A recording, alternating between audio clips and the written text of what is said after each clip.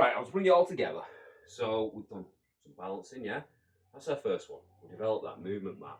We figure out where we want to work and we're going round, yeah? I might do a minute aside, maybe, figure out what's going on.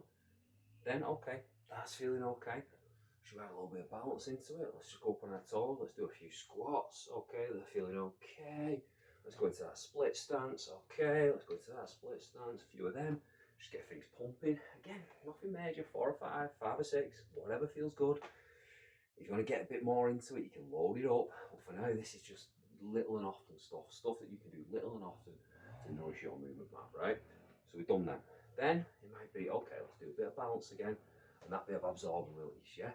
Absorb, yeah, boom. Bit of give in the system. Switch over, bang, bang, bang, bang. Great. Starting to get things loosening up, getting that heart rate up a little bit. And I would just do it like this, one after the other. Minute here, minute on that, minute on that. It doesn't have to be excessive. We're talking, we've done in 5 minutes if you want it to be. I'd rather you do it 5 minutes, AM and PM. If you do it again in the middle of the day, fantastic. 10 minutes, whatever you've got. Just start nourishing these movements. We've done that, then we start to develop that gait pattern. We start to learn how to distribute our load. I know I'm not going to be ball for this one. We get the idea. I'm shifting my load to that limb.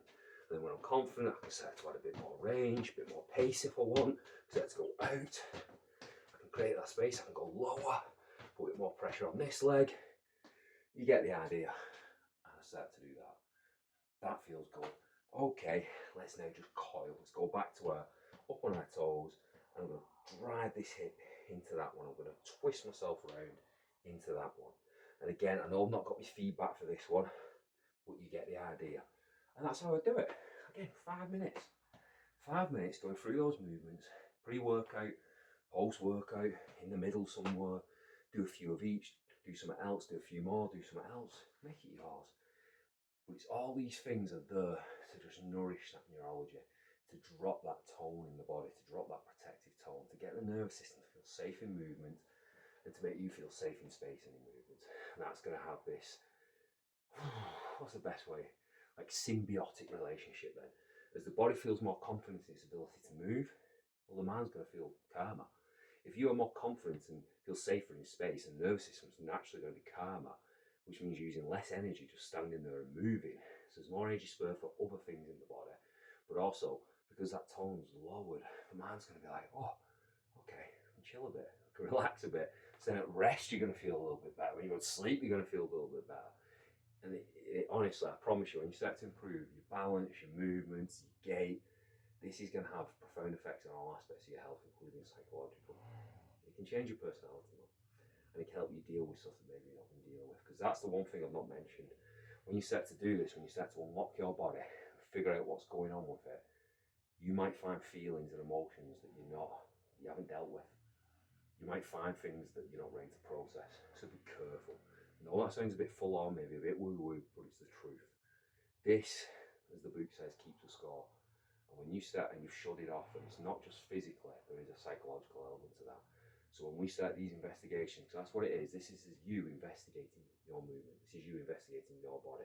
This is you figuring out how to fix yourself and to map a new movement map that's going to give you the foundation to do whatever you want. That's what I'm trying to give people, right?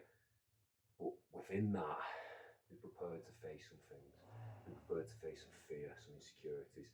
Sometimes it's even like joy and excitement can be quite surprising how if you've stopped yourself from feeling these emotions, it's weird because then you feel them and they cause a reaction within the body. They shouldn't, like tension. With me, it was tension, stress, and anxiety when I felt joy and excitement. Still get a bit now and again. It's a lot better. But yeah, this has improved my health in so many ways. I've come off TRT, the mental health's so much better, anxiety's done very little nowadays, no panic attacks. It's just, I felt great. And it's all down to improving my movement, my balance, and my proprioceptive capacities. And guess what? When I go and do stuff, I'm still pretty strong. When I go with Ninja Warrior, I'm better. Do some climbing, I feel great. That's what it's all about for me. Just feeling good in the movements I enjoy doing. And I want to give that to you.